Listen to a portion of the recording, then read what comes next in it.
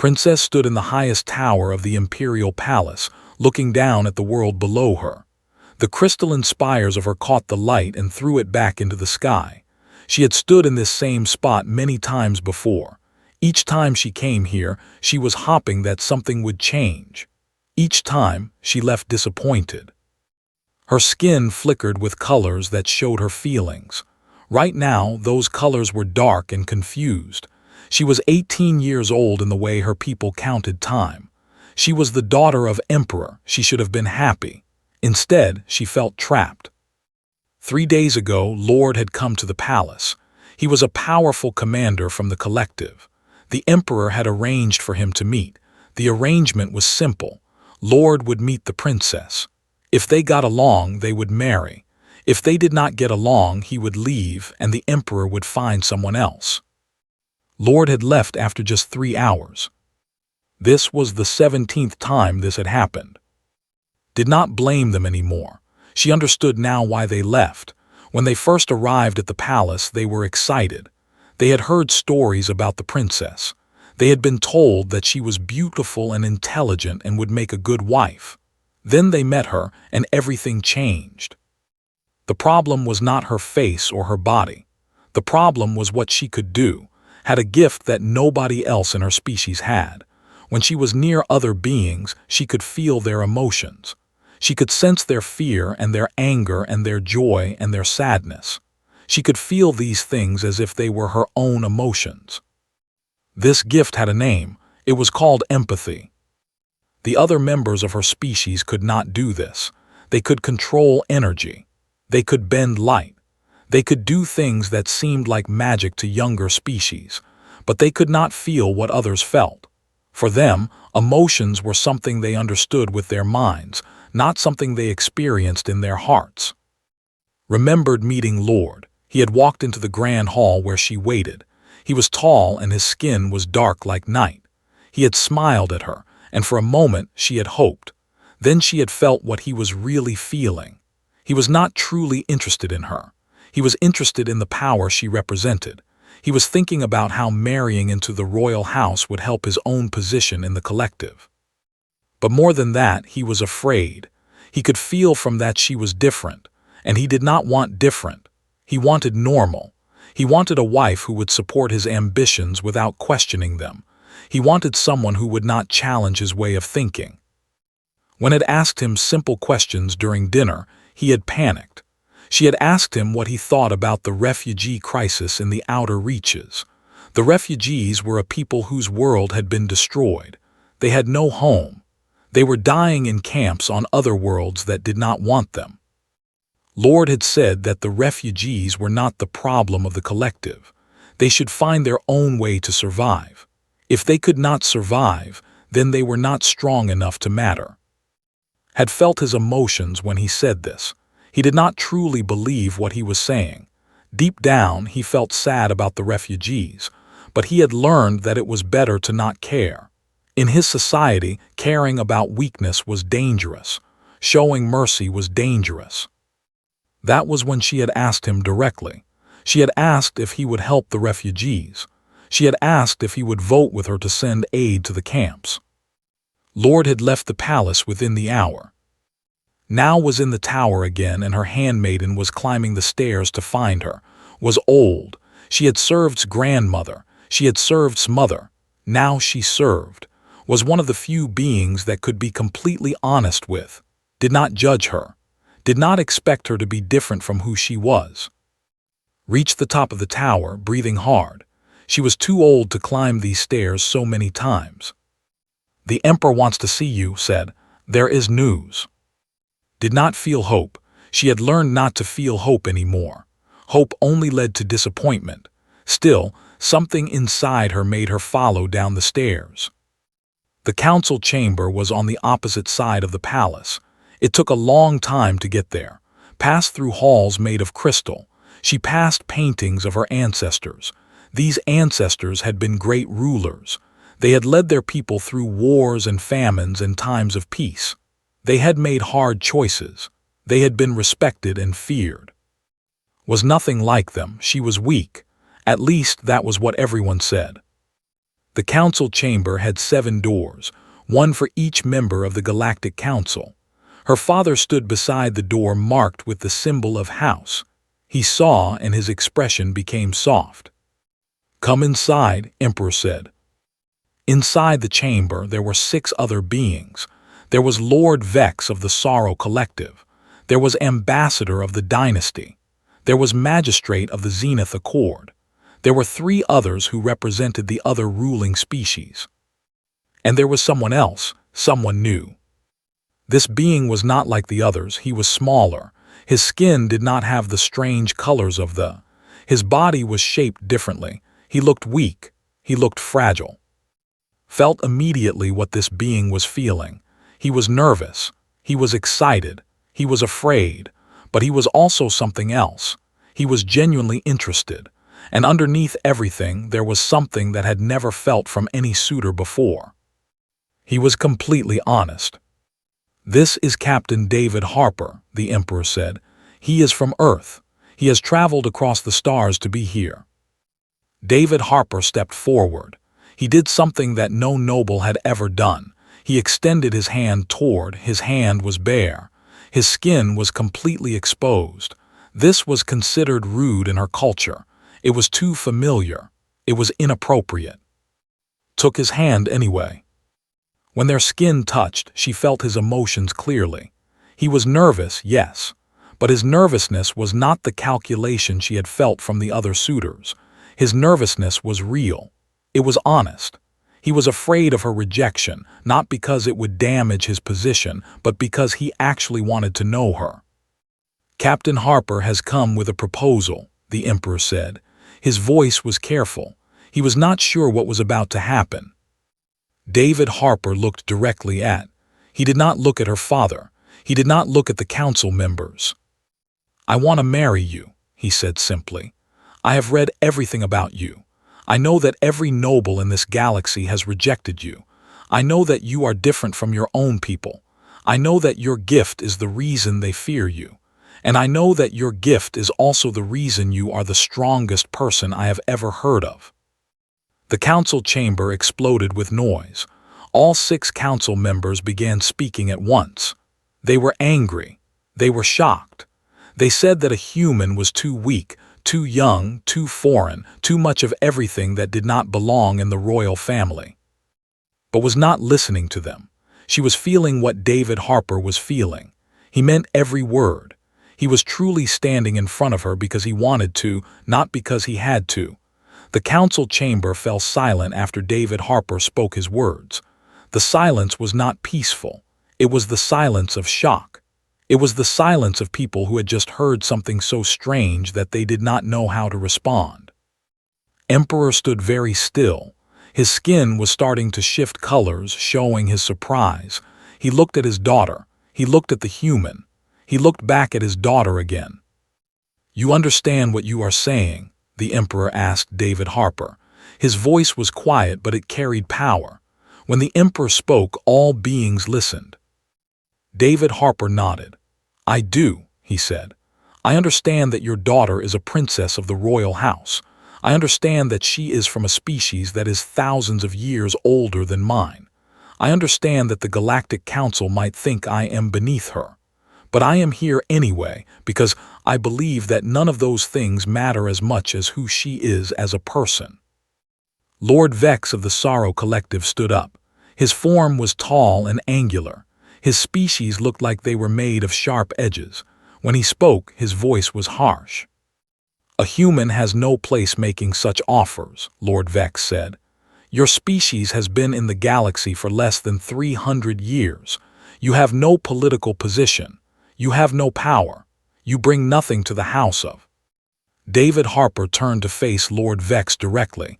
He did not look afraid. He did not look angry. He just looked calm and certain. "That is true," Harper said. "My species is young. We have been in space for less time than your civilization has existed, but I will tell you something about humans. We survive. We come from a world that tried to kill us in many different ways. We survived ice ages. We survived times when the sun did not shine. We survived diseases that killed millions of us. We built cities from nothing. We learned to make tools when our hands were weak. We learned to work together when we were alone." He paused and looked around the council chamber. "My kind is not weak because we are young," Harper continued. "We are strong because we have learned to never give up. We have learned that the most powerful thing we can do is help each other. And I think your princess understands this. I think that is why every noble from your own species has rejected her, because she is like humans. She believes in something bigger than power." Ambassador of the dynasty made a loud noise. His species communicated through sound and vibration. The sound he made meant anger.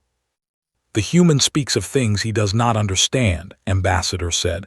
"The princess must marry within her own kind. The genetics alone make this pairing impossible. There would be no children. There would be no bloodline to continue. This is not love. This is foolishness." Felt the emotions from everyone in the room. She felt the anger from the council members. She felt the determination from David Harper, and she felt something else. She felt her father's confusion. He loved her and he wanted her to be happy, but he also had a duty to his kingdom. Those two things were now in conflict.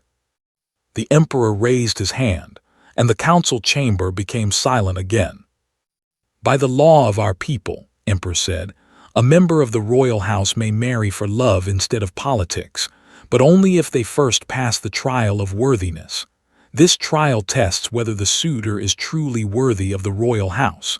Captain Harper, do you accept this trial?" David Harper did not hesitate. He nodded immediately. "I accept," he said. The council members began to argue. They said the trial was designed for members of advanced species.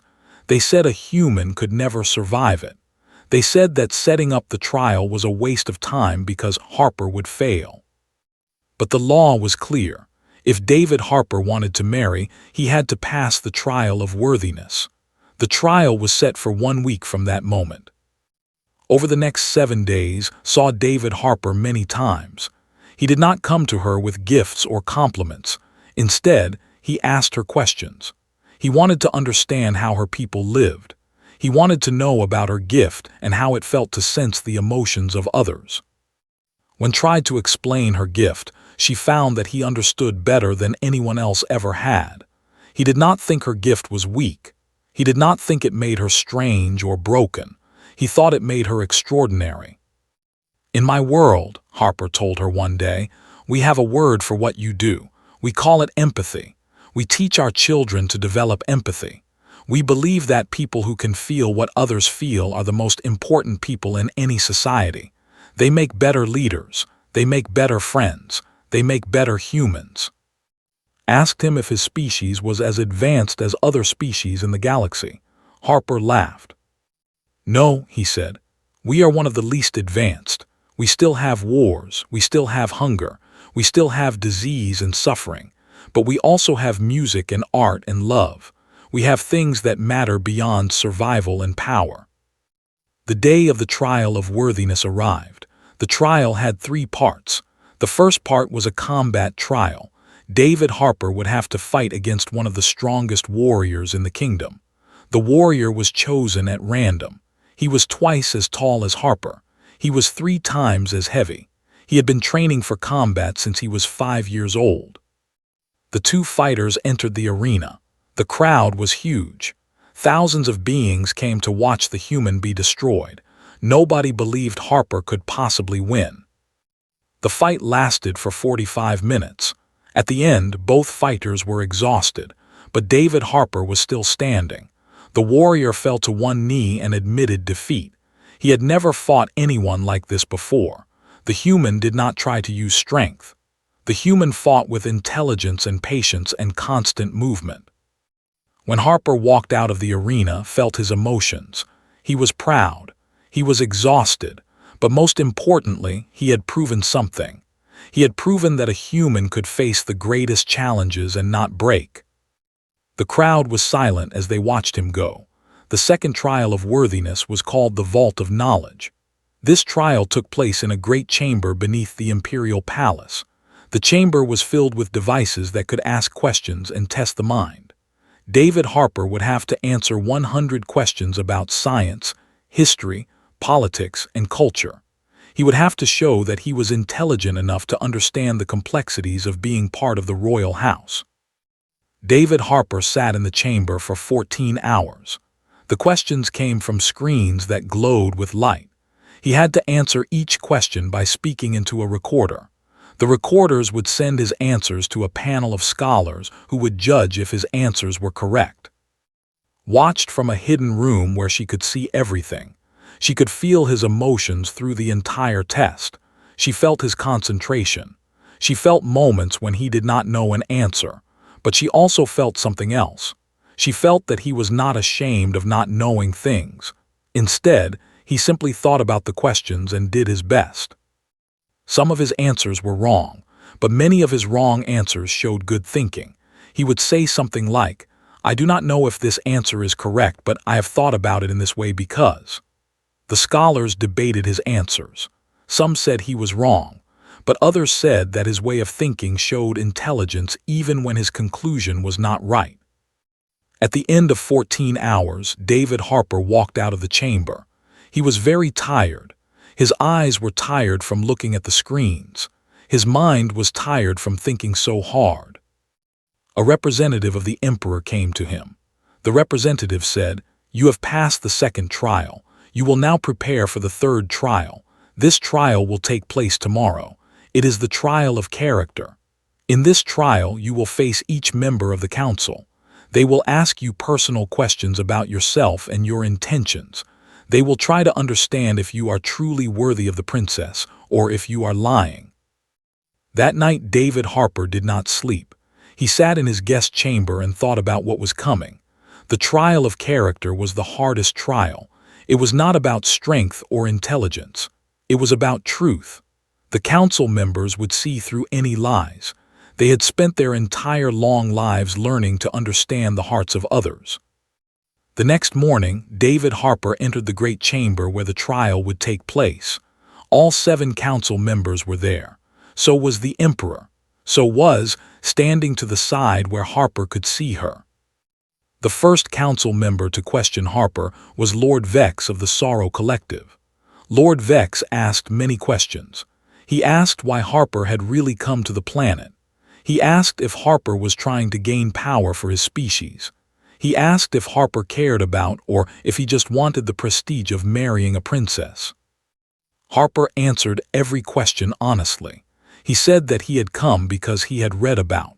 He said that he had learned about her gift. He had learned about how she had given up political power to help refugees.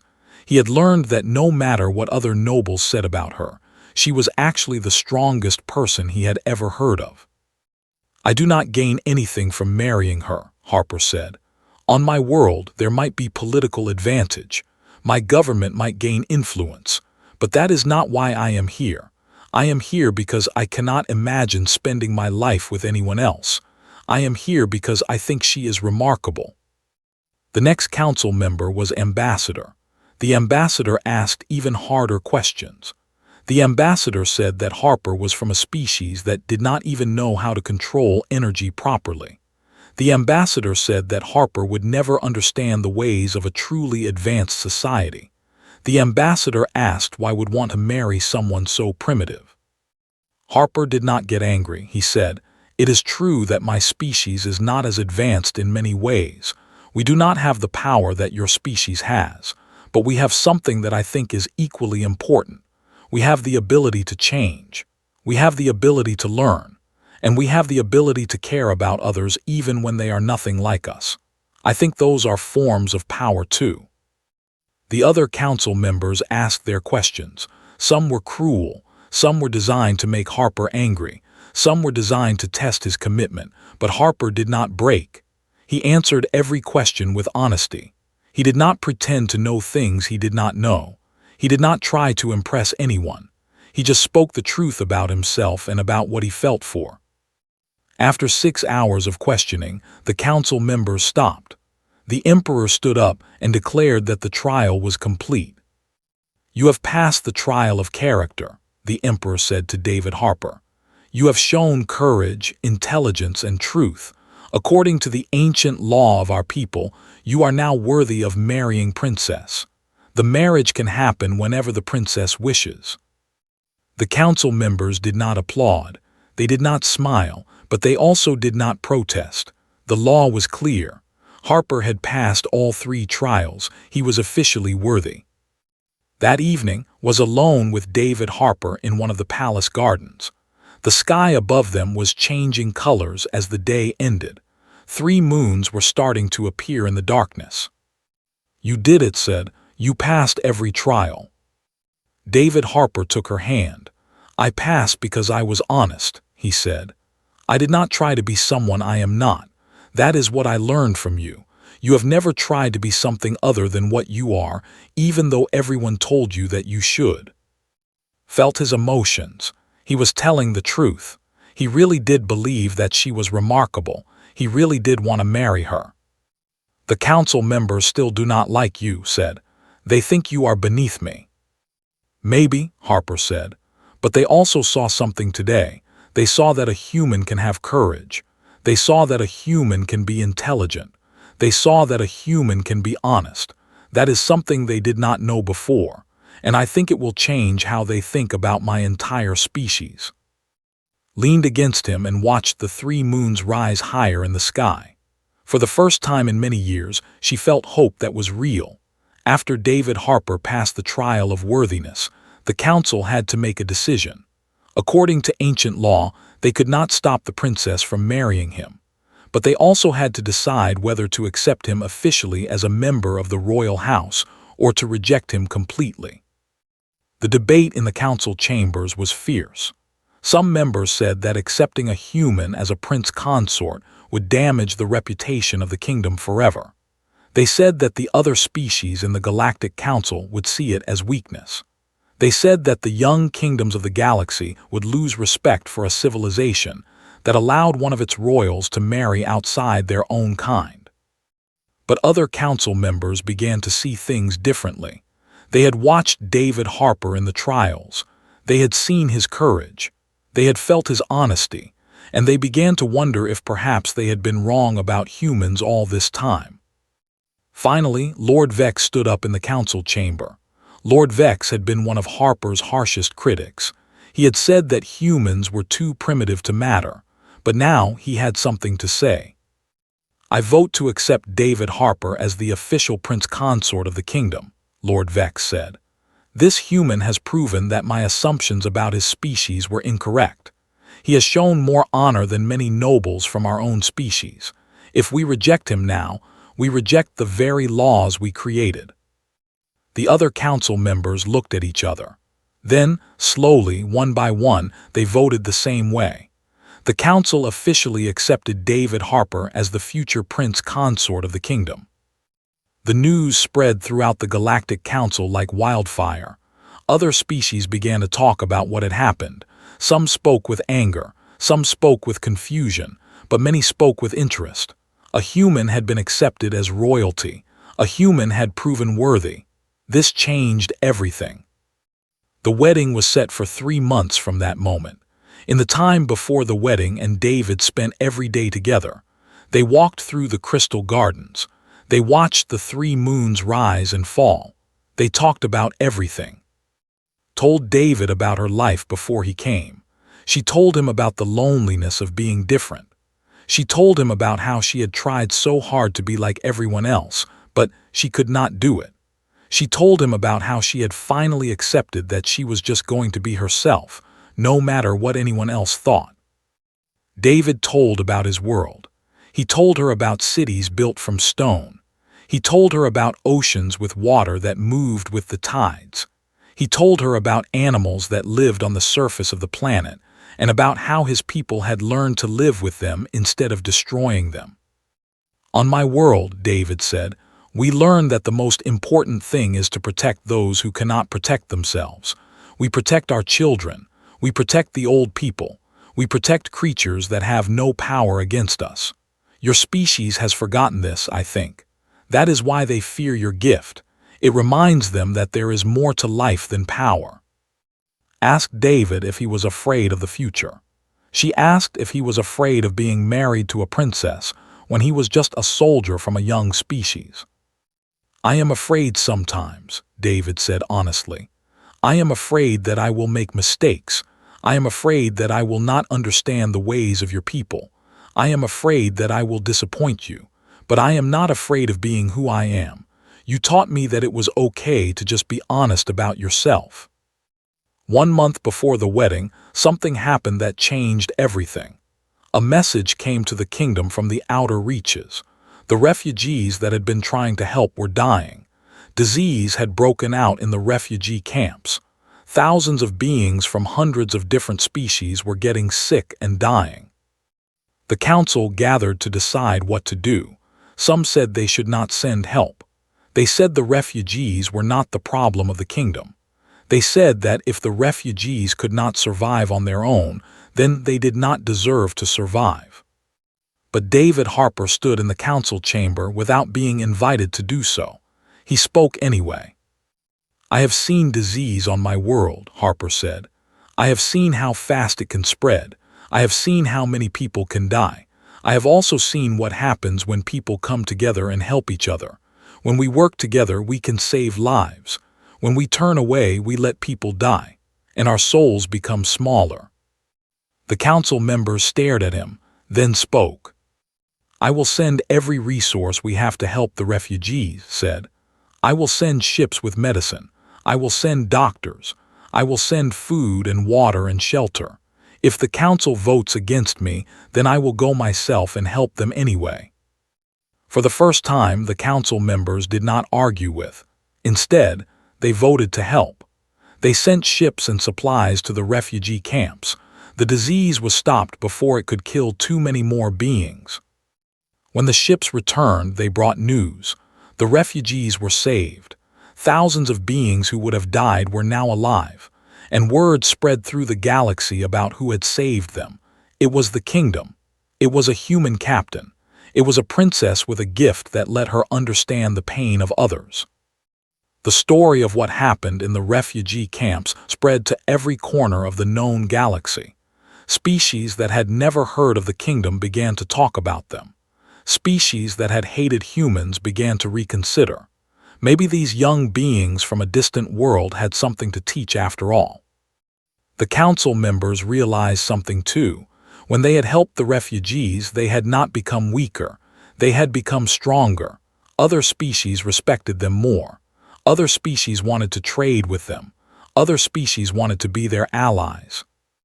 David Harper had been right. The most powerful thing was not strength or technology.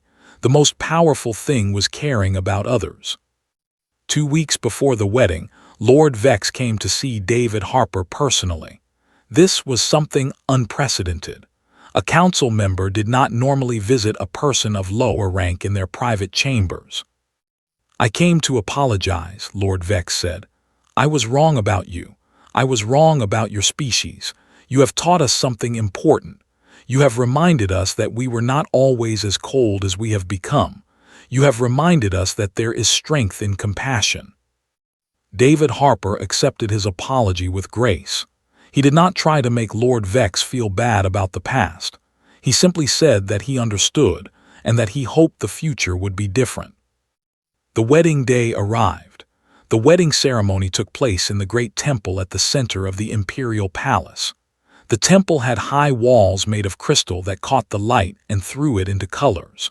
The floor beneath the feet of the bride and groom was made of stone that had been carved 3,000 years ago by the ancient.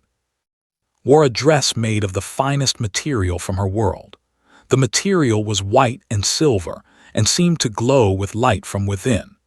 The dress was made in the traditional way that royal brides had worn for 1,000 years. Her hair was decorated with jewels that had been passed down through her family for generations. David Harper wore a formal suit that was made in the style of his own world. It was dark blue with white lines. It was simple compared to the elaborate robes of the kingdom, but it was elegant. On his chest, he wore the symbol of the royal house. It was a mark of honor that showed he was now part of the family. The emperor walked his daughter down the long aisle toward where David Harper was standing. Other family members sat in the front rows. The council members sat in the rows behind them. The room was filled with beings from every corner of the galaxy. They had all come to witness this moment. When reached David Harper, the Emperor gave her hand to him. Then the Emperor stepped back.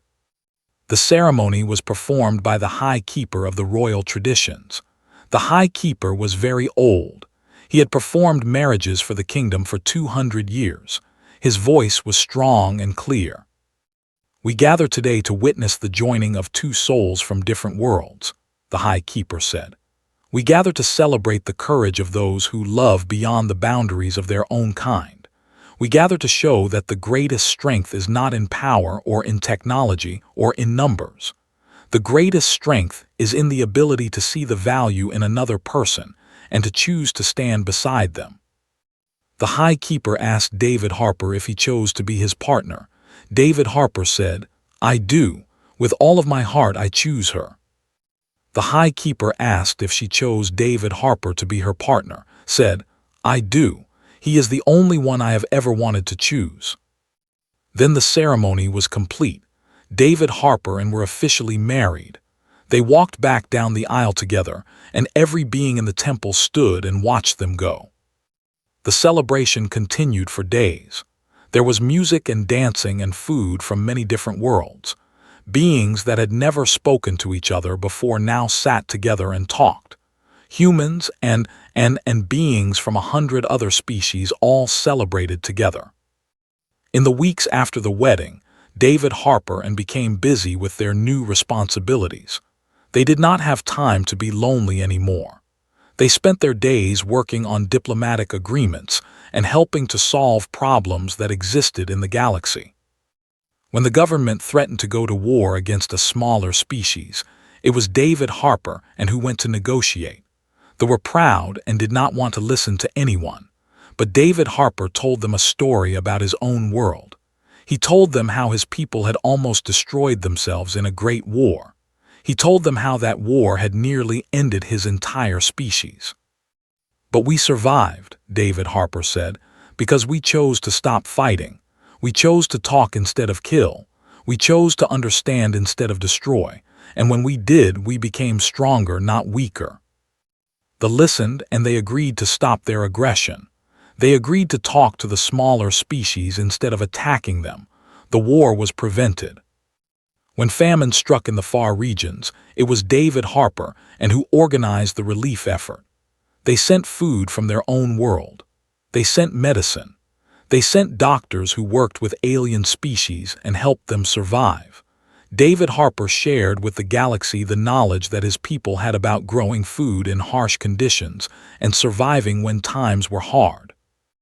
The other council members began to see that this gift was not a weakness. It was the most valuable thing they could have. Because she could feel what others felt, she made decisions that took their suffering into account. She made decisions that built peace instead of creating conflict. And David Harper was there beside her, the human who had come from a young species and had taught them that compassion was a form of strength. A year after the wedding, the Galactic Council met to vote on a new alliance. The alliance was designed to help the younger species that were just beginning to explore space. Instead of ignoring them or pushing them aside, the older species would help them and teach them. The vote was almost unanimous. Only one council member voted against it. All the others voted yes. That night, David Harper and stood together on the high tower where had stood so many times before, watching the sky and feeling hopeless. "Do you remember when you first saw me?" David Harper asked. "Yes," said. "You told me that my gift was not a weakness. You told me that empathy was strength." "I meant it," David Harper said. "I still mean it. The galaxy was missing something. It had power and technology and knowledge, but it was missing compassion. It was missing the understanding that other beings matter. You have changed that. Together, we have changed that." Felt the emotions from David Harper. She felt his pride. She felt his love for her. She felt his happiness. "But I could not have done it without you," said. "I would have given up. I would have accepted that I was wrong to be different." "No, you would not have," David Harper said. "You are too strong for that. You just needed to meet someone who saw your strength the way you actually are. Below them, the capital city of the kingdom was lit by thousands of lights. Above them, 3 moons were starting to rise. In the distance, spacecraft from a dozen different species moved between the stars, carrying beings who now saw each other as partners instead of enemies. A young human girl had been born on the world that very week. She was the daughter of a human scientist and an engineer. Neither her parents nor anyone else in the galaxy thought it was strange anymore. The age of the had ended. The age of the galactic community had begun, and it had all started because a princess was brave enough to choose differently, and because a human was brave enough to believe in her. The 3 moons rose higher into the sky, and David Harper stood together and watched the galaxy change below them.